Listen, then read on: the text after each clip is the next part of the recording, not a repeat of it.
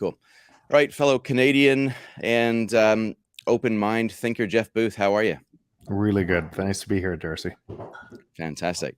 Now, I've read your book twice now, and I'm probably going to hit it again one more time when I'm on a plane trip shortly. But when you were writing this book, obviously you were watching things unfold for a period of time before you decided to write this book, and you could have easily just done nothing except sit on the sidelines. So, firstly, before we get into what the book's about and unpack that a little bit, why did you write this book?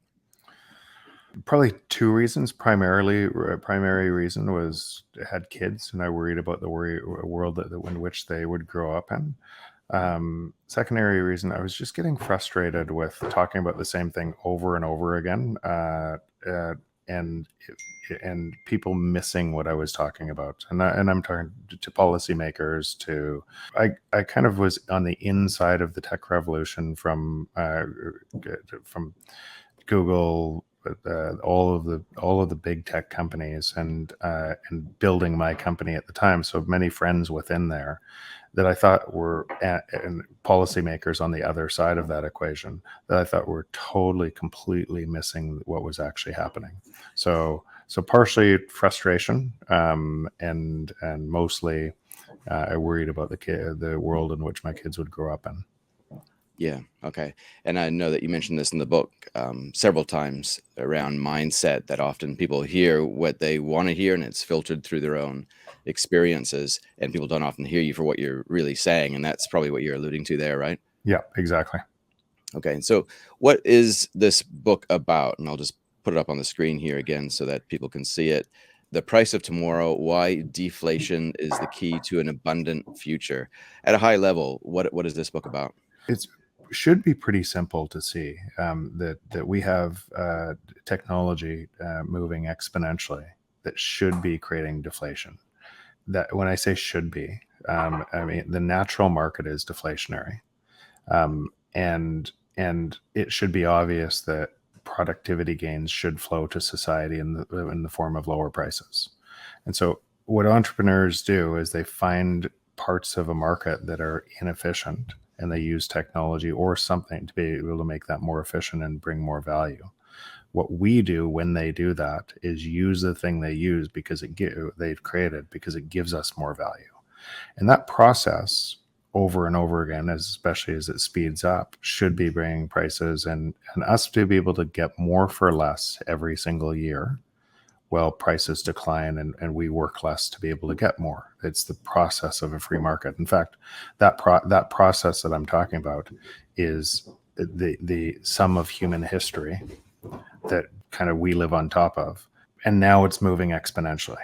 And so we're at a point in the feedback loops where machine to machine intelligence and artificial intelligence is moving exponentially, and that's going to merge with machines that are going to do the work, not just the digital work better than us, but our physical work better than us. And it's going to automate that process too and remove a bunch of labor as it does.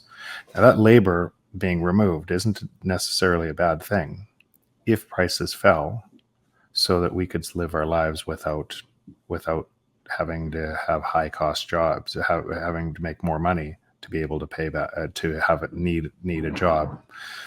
But our existing financial system was wired exactly the opposite way. It has $400 trillion of debt now. When I wrote the book, it had $250 trillion of debt, but it has 400, and remember, that's only 4 years ago. And it speaks to what I was worried about and what is coming true. That $400 trillion of debt, as with the 250 before it, was already insolvent. It is insolvent today. And the only way to pretend it's solvent is to manipulate money to be able to create inflation, to be able to pay back the debt in cheaper dollars tomorrow. And so why you have all policymakers saying we're going to get more jobs, we're going to make more jobs and make prices rise as a result, is what we're trying to do is not let that debt collapse. Because if you let deflation take hold from the existing system, the real cost of the debt explodes. And I'll give you an example why. Where is the money for taxes or to be able to pay back the debt from your calculator app on your phone? right? Or from the photos you use today. And you used to take photos, you used to take a limited amount of photos, and there were a lot of businesses in that supply chain that made money on the photos. And now those photos are free. And or the calculator app is free. So there's less and less as technology does the job better. There's less and less to tax or to create to be able to pay back that insolvent debt. And the debt, and if so, the debt just explodes right away. And because it's all built on, it's essentially a house of quicksand, allowing that credit market to collapse creates counterparty risk. One bank, then another bank, then multiple banks, then supply chains on top of that, and the entire global economy rests on effectively that $400 trillion of debt being solvent. Right. So if I was just, and I've heard you talk about the calculator app, and I was going to mention that. So thanks for bringing that up, because I remember when I was doing my finance degree, I had to buy, I think it was an HP2B calculator, and it was like $250 or something like that. We must be And the same age. yeah, I not too remember far that. away. Yeah. Yeah. Yeah. And it now, yeah, like you say, it's free. So what you're basically saying is that the underlying value that we used to rely on, that the new debt was created around and effectively secured by, that value pretty much falls to zero as what the marginal cost of production falls to zero as things become cheaper and cheaper. Is that what you're saying? Yeah. So in economics, the prices fall to the marginal cost of production. The marginal cost of production of a line of code is zero. Right. And so why you see a lot of technology going to zero is because the marginal cost of production of that line of code becomes zero over time. And so what you could do to try to stop that is you could regulate an industry. What you could do to try to stop that in certain within your borders is protect an industry. But always over a longer time period, that regulated or protected industry is still at competition against the world. And the world still competes, and then those regulated or protected industries become uncompetitive. They become uncompetitive from the world competing, and they fall away. So again, there is nothing that can stop the prices falling to the marginal cost of production over a long period of time. And so what you see today is governments trying to stop that by manipulating money, which pushes up prices of other things. And then houses become a store of value against the manipulated money, because inflation is wage deflation. It's exactly the same concept. So if you're saving your money in savings or your wages, they're being eroded at the value of that manipulation. So you see society going harder and harder and harder, and then asking for things like UBI. And why are they asking for UBI? Because they can't pay for the prices that have already been manipulated higher, and they're so scared of what happens when I lose my job. And so they make the thing that's actually creating their pain stronger by doing so. And then you get into, and what you will get into, you haven't seen it yet, but you will for sure get into, you're going to have a whole bunch of ludicrous propositions that say, let's tax the robots. Right. And what they're really saying is, let's slow down the rate of prices falling so that you have to work more and you're reliant on the state. Right. That's what they're saying by doing that. Because what should happen in the free market, you shouldn't have to do that. What should happen is that those prices should flow as that labor is removed. It should flow directly to you in the form of lower prices, so you don't need to work as hard. That's what technology is used for all over. So we live in this system. It's undergoing, and we're measuring that system by a system that's distorting all price signals, and warping people's minds against that, to which they go to the system that's creating their pain and fight against each other to be able to and it disintegrates further and further. So the divide of society is actually a result of what we're talking about as well. That's why in the book I wrote that chapter about us versus them, and what would happen when as this went further and further. Is it kind of like all of the benefits that deflation should bring should directly improve our lives.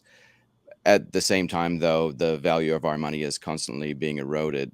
So is it like the value that deflation is bringing or supposed to bring, is it like it's being stolen away from us at the Yeah. same time? So it's probably way worse than people actually realize. I'm just going to guess because there's no way to measure a counterfactual, right? So you can measure things inside the system, but you can't measure what's outside the system. So there's no and every single price around the world, energy prices, food prices, they're all tied to the manipulation of money as well. So you're not just having technology in some things and then some things are going up. You have technology in all things, and all things are being manipulated.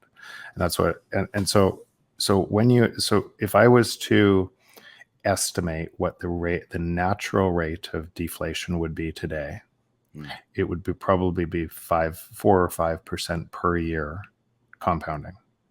So that means every year, instead of prices going up by 8% a year, prices would come down by 5% a year. And so the rate of theft, what we're talking about, is actually closer to 13 or 15%. It's not from zero. And I know theft is a hard word, but that is what it is. Nobody votes for, you don't have a vote in how much inflation is going to be created and how much money is going to be manipulated.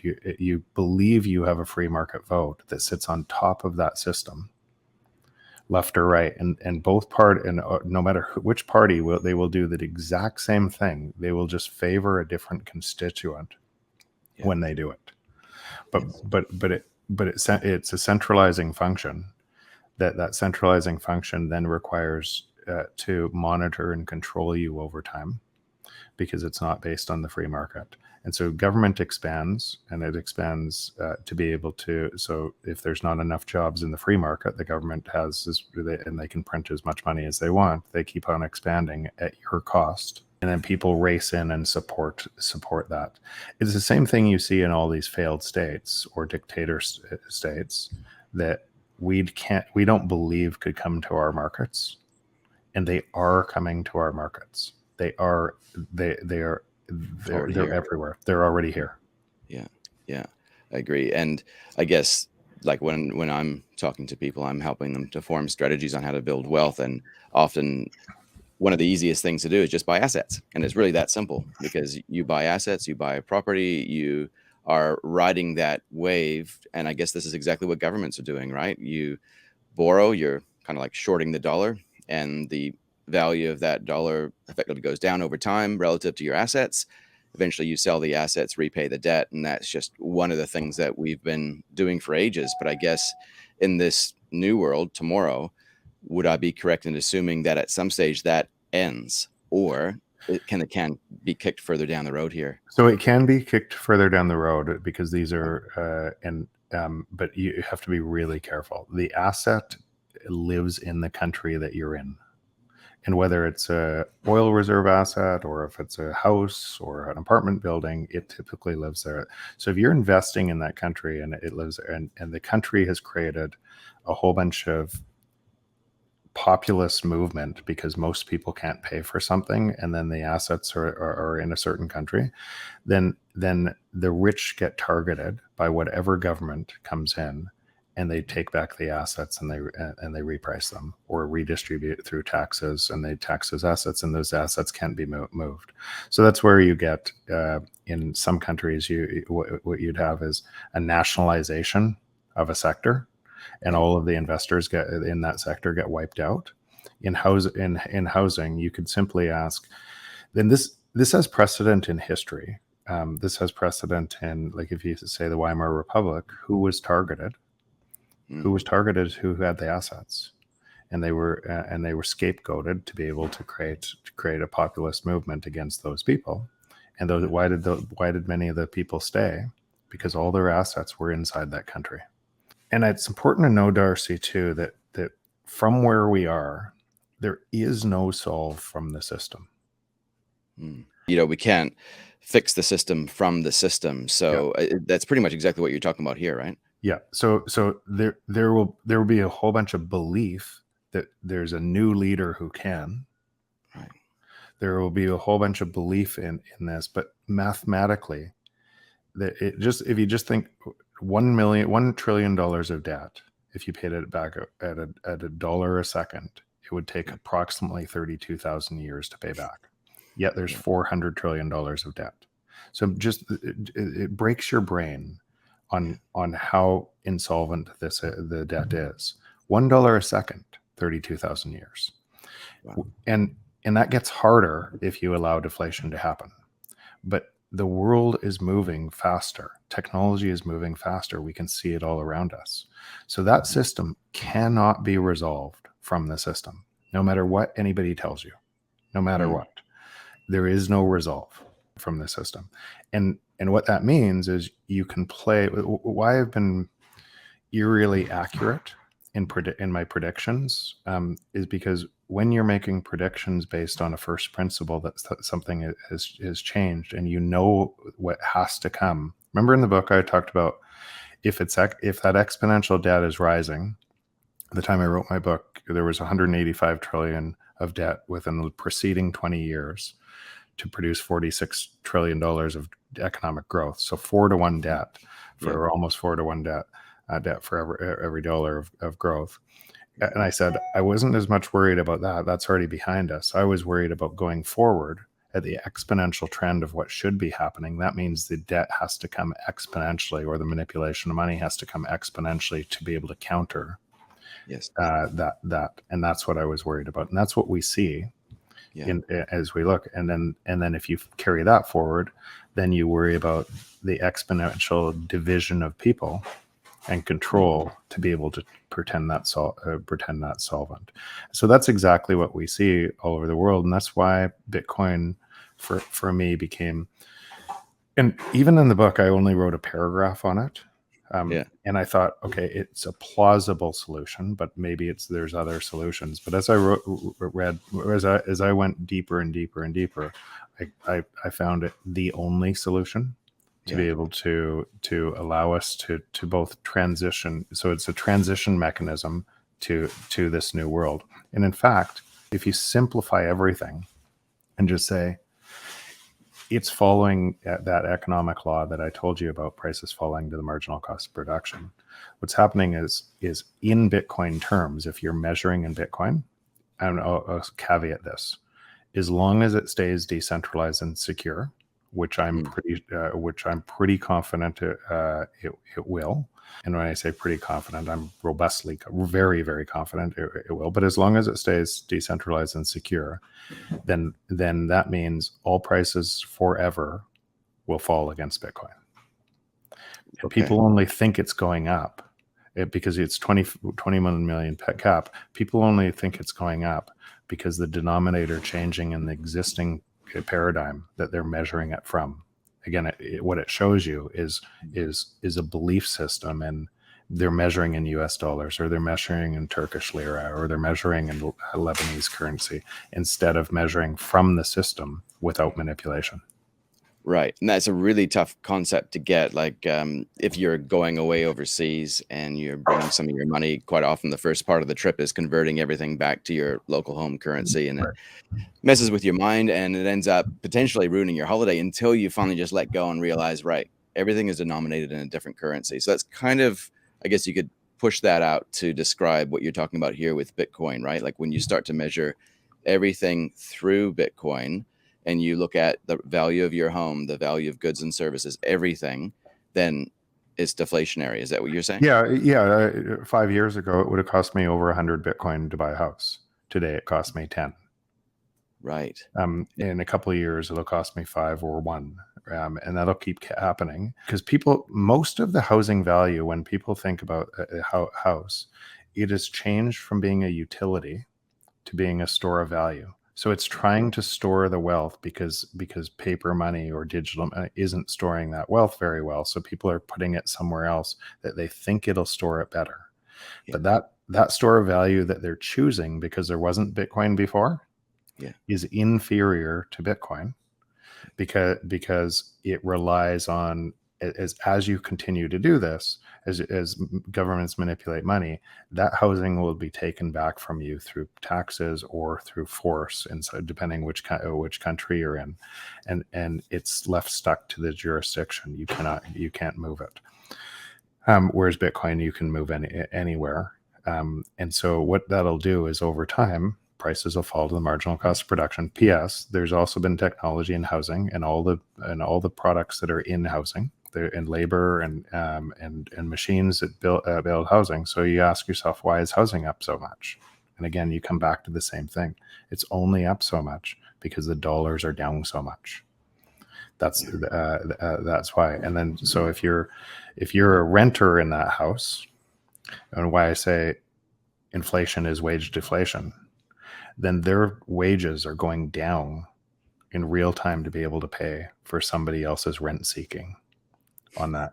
And it will not last. It just mathematically, it will not last. And in Bitcoin, what's happening is it's repricing the entire system, and that monetary premium in time is going to be gone. And in time, houses will also fall to the marginal cost of production in Bitcoin terms. Yeah, right.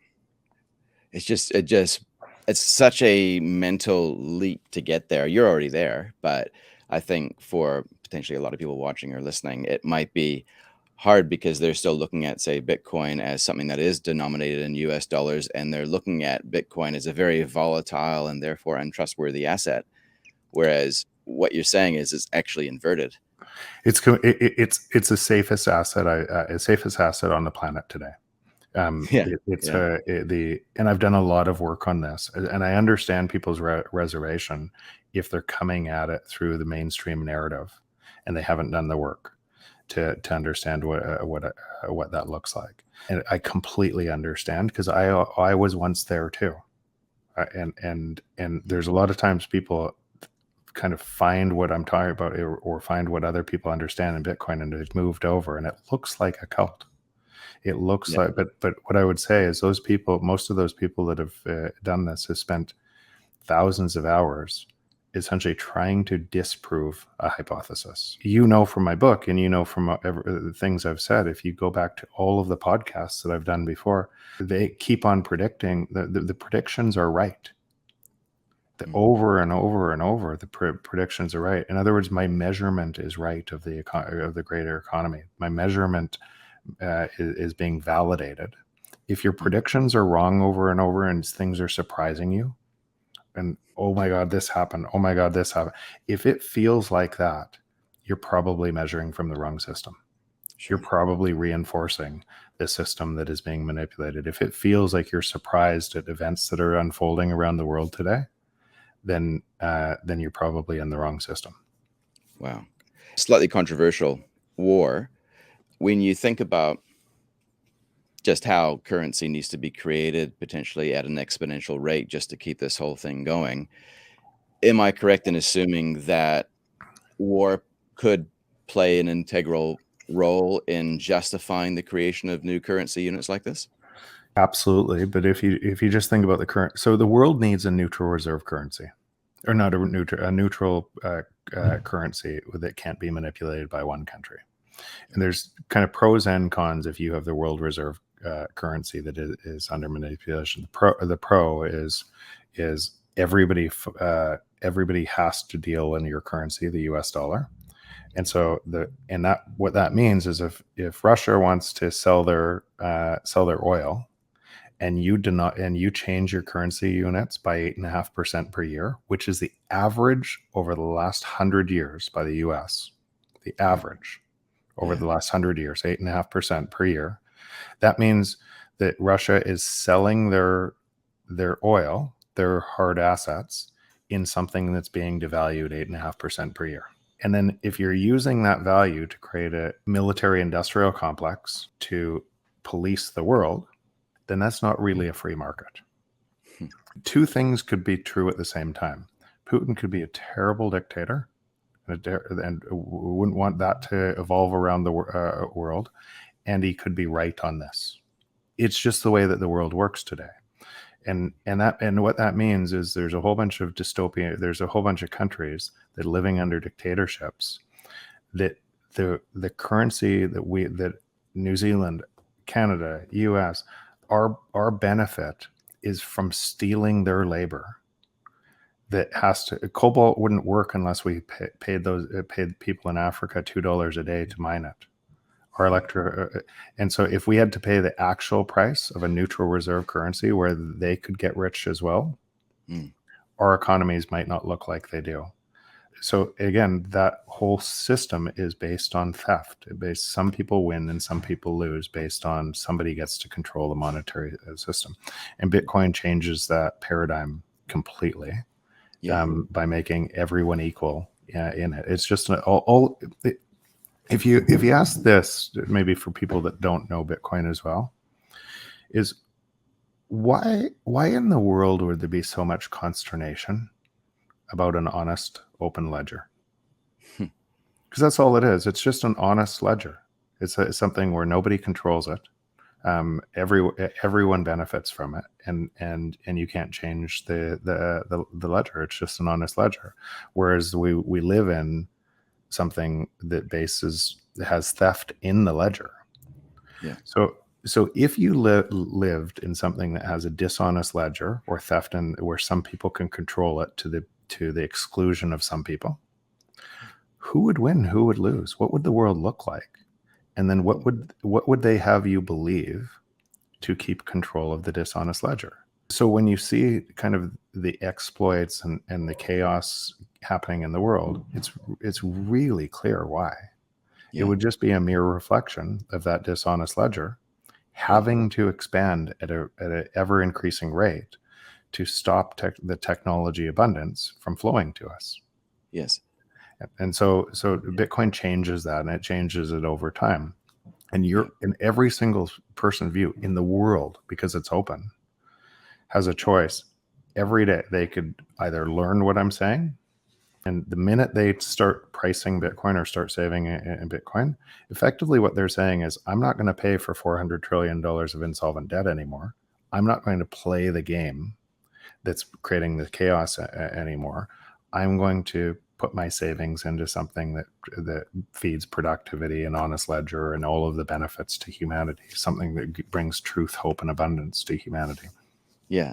I see what you mean, though. Like, it does, I'm just, because I've been, I guess, orange pilled for a few years now. So for me, it feels quite natural, but I can see how it can sound a little bit like a cult from the outside, perhaps looking in. But the good news is that it's not too late. Like you say in your book, that in times of great change, the beginner's mind has the advantage. So in this current climate, I guess, if you're a beginner in understanding Bitcoin, even right now, it actually, based on what you've just said, it means absolutely nothing. The fact that the price is what it is, and it used to be a lot cheaper, that doesn't matter, right? So really important how early we are. If the world's wealth today is 900 trillion, that means no matter what you denominate the denominator in, if you keep changing that, right, and the wealth goes bigger, but it's fake wealth, it's paper wealth. That's right. Right. Then your ability to live in that system is based on this denominator changing. But if you just took today and said today it's about 900 trillion, of which 400 trillion is insolvent debt, that entire system, I believe, is going to be repriced into Bitcoin in time, as long as Bitcoin stays decentralized and secure. And you could do the work that I have to be able to essentially assign probabilities to that staying true. And my probabilities, I used to have kind of a 5% probability that something could break it. Now my probability is probably under 0.1%. Something could break it. So if that stays true, then it's going to reprice everything. And probably a simple thing, I just did this on Peter McCormack's show, and some people, it helped them understand what was happening. If you had 8 billion monetary units in the world and 8 billion people in the world, and Darcy, you had 2 monetary units and I had 1 monetary unit and somebody else had 0.5 monetary units.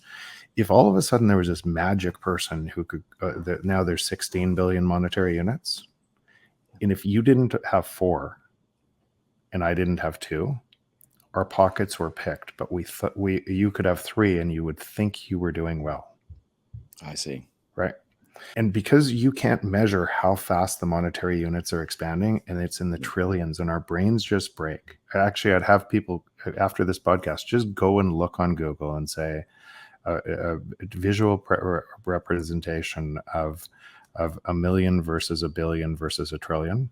Just type that in, and your brain will break what $1 trillion it actually is, and then realize the monetary system is being manipulated at such a staggering rate that we can't comprehend what it does to us. Because we're too inside of it, We're right? too inside it. We're measuring it from that same system that's doing the manipulation. Yes. And all money is information. Yeah. You actually don't want more money. You want more of what you believe money will buy you. Yeah. So it's just a ledger explaining what you have and what you think you need to produce what you want. And so some people, their view of, I need X amount of money because then I can retire safely. I need X amount of money because then I can leave my kids something. I need X so I can do a travel every year. It's always describing the thing you want. It's not the money. If it was the money, then an Argentine bolivar would be equal to a US dollar. It's just a piece of paper with faces and numbers on it. So it's just information describing what you really want. Meaning, if you manipulate that information at an ungodly rate that human beings can't even understand how much manipulation is in the information, and it's tying everything else, then that must mean we are looking through that misinformation. Everybody is. It's just magnifying that misinformation. But inside that system, everybody would think they have better information than someone else. And it would all be subject to the misinformation. In fact, what we're talking about right now, you'd have to, by virtue of what I just said, you would have to argue that, is Jeff looking through misinformation? Right? Yeah. And I'd have to say there is a high probability that I would be because of what I'm talking about, and I'm aware of it. So that's why I spend a lot of time kind of being on a counterfactual, trying to disprove my hypothesis, and so far I have not been able to disprove it. Right. And does that kind of explain why in your book there is really only a very small section devoted to Bitcoin? Because the more you thought about this after writing the book, the more you became further convinced through that process that you just described that this probably is the way to transition to the new world. Exactly. So what I thought is, there is not a politician on the planet who could get elected and say this. Like I said in the book, prices fall to the marginal cost of production. That means you should be getting more each year. And that means we're going to let the existing system default. And that means each year you're going to make less, but you're going to get more. Who on this planet, as a populace in voting, would ever believe that, versus another politician saying, don't worry, I'm going to solve it, and you're going to get paid more, and we're going to charge those people, those rich people, we're going to make them pay their fair share. Who would win that election? And so what you realize is it's not just them, it's us too, and we're empowering that, and it needed a system outside our self-interest, Bitcoin, that it was imposed on us through a consensus mechanism that everybody had control of, that nobody could change. It needed something so powerful that it could resist a system that is 10,000 times bigger than Bitcoin today, that keeps on making power at the top. And in every major corporation, in every major, the higher you are in that system, the better you do from that system, based on manipulation at everybody else's expense. So it would be really hard if you're controlling the news media, if you're one of the top money people in the existing system, it would be really hard to advocate for something that changes those rules. Well, you're dangerous to the system, aren't you? You're dangerous to the system. But that's why. So when you realize how much power would be against Bitcoin through narratives that you're probably looking through, that your audience is probably looking through, climate change narratives and all these, they're completely opposite to what's actually happening in Bitcoin. Yeah. that Bitcoin is the only thing actually that could solve this paradox in climate. So Yeah. when you realize that, you start to say, huh, that's what it probably would look like from a Mm. system that was 10,000 times bigger than Bitcoin, trying to stop Bitcoin from Mhm. having success and redistributing that value to all of us through prices falling. Yeah. Okay, I want to go back to just economic paradigms because regarding the price of tomorrow, we're assuming there is a tomorrow, but we're also assuming that if this tomorrow where deflation is creating abundance and making all of our lives better, we have to assume that the economic paradigms that we've run with for about 150 years, they need to expire because they're all tied up with labor and capital. Yeah. And in a new world where it's AI merging with machines and falling marginal cost of productions, surely there's a different economic paradigm. Is that kind of what we're talking about here? Is That is what we're talking about here, and right, one system is measuring that paradigm in reality.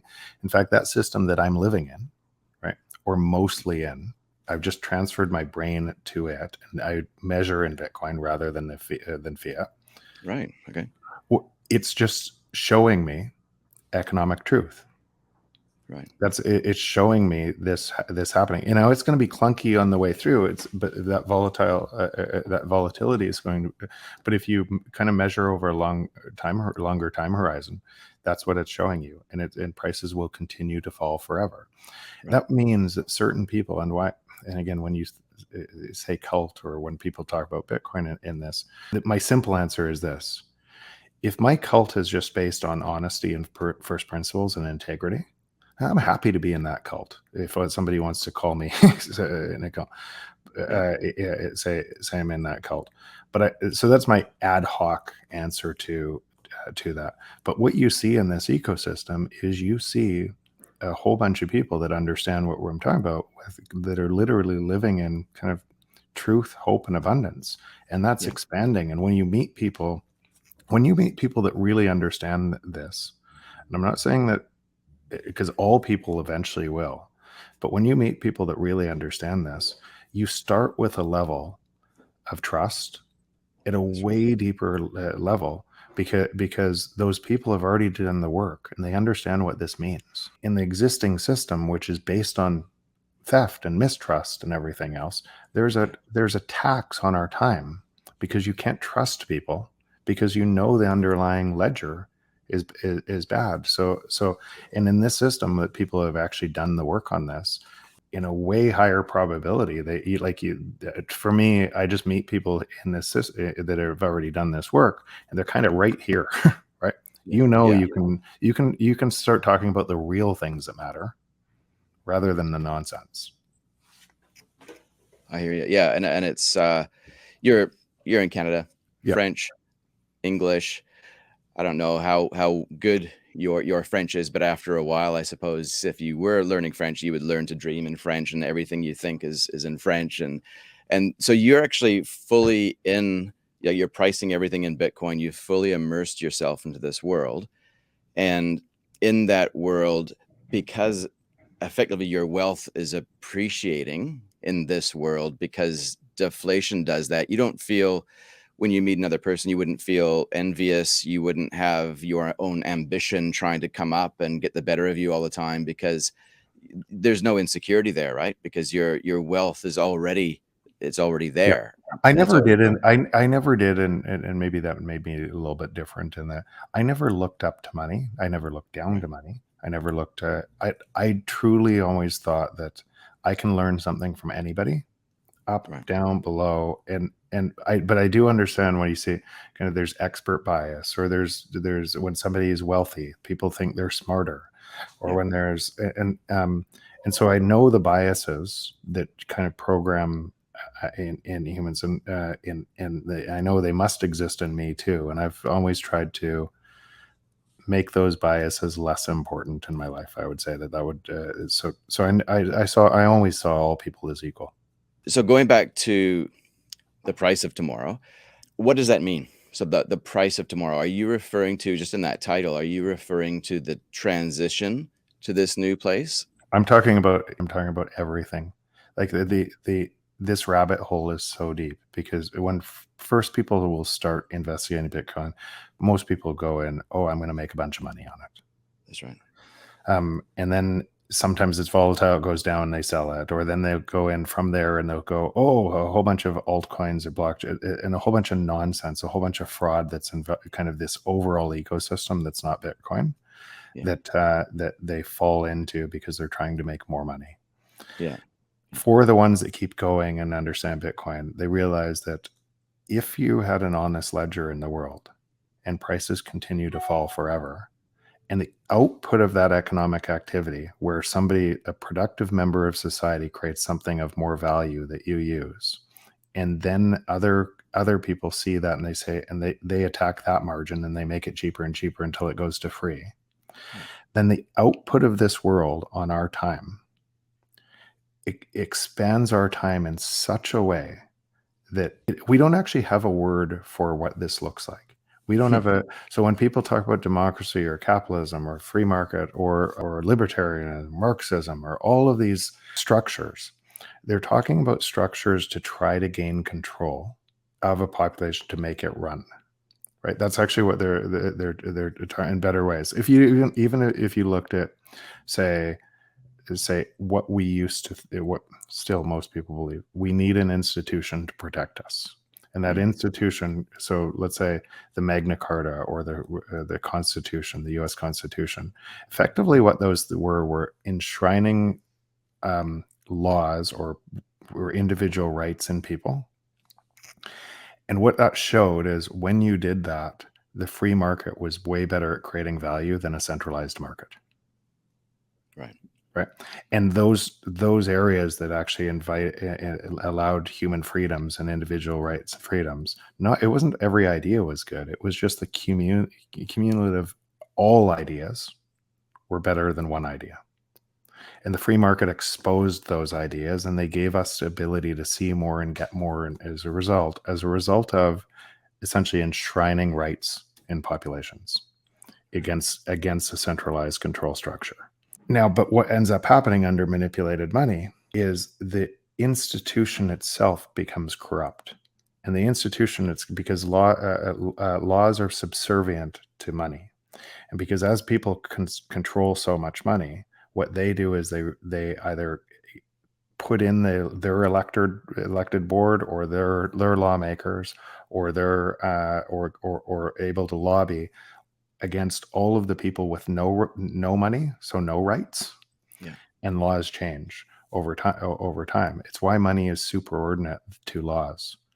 And you can see this. If this wasn't true, then all nations kind of with dictators in would have the best laws.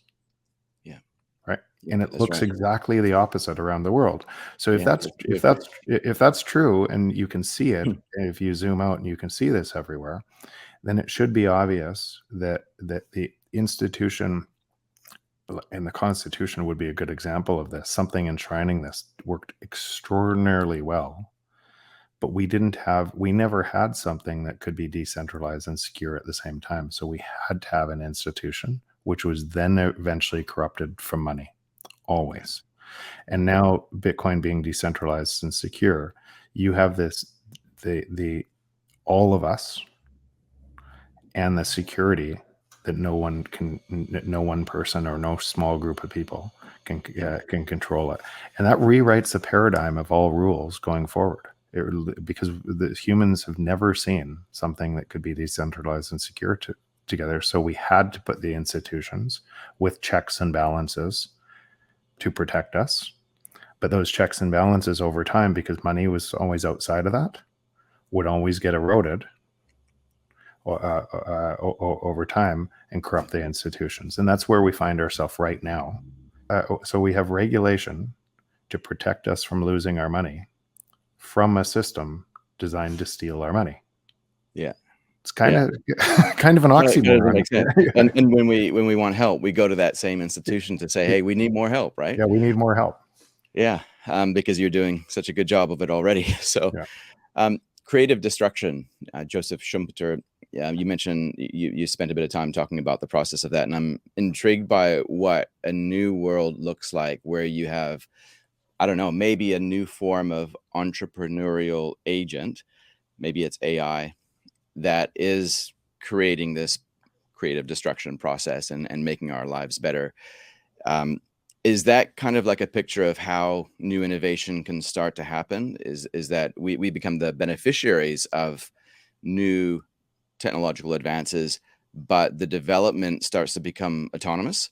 Yes, eventually, probably AI actually moves there. But if it moved there, literally all prices would be free, Yes.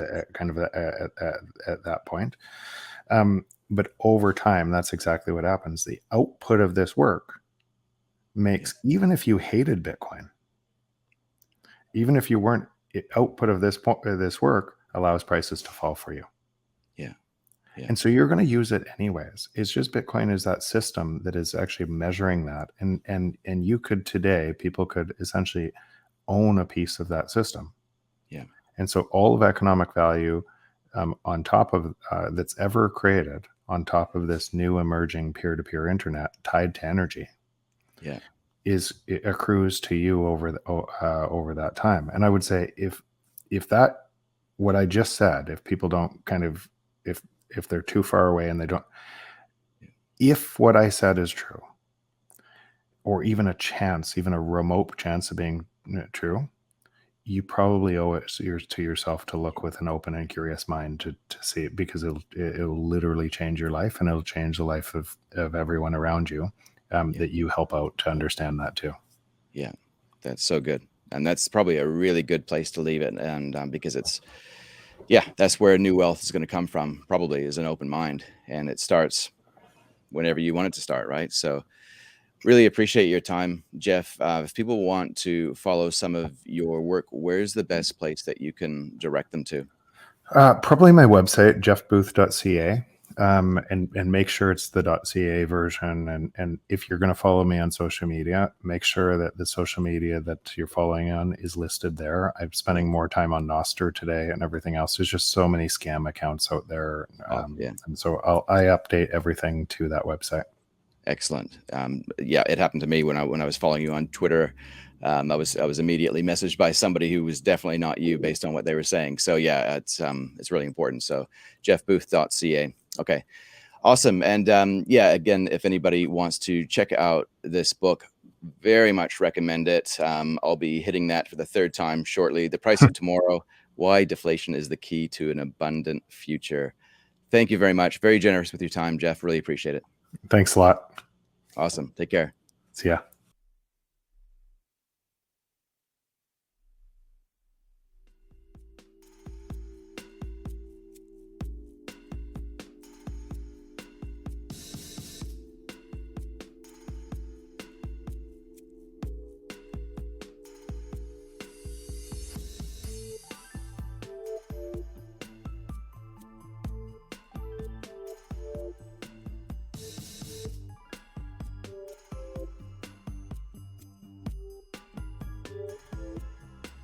Yep.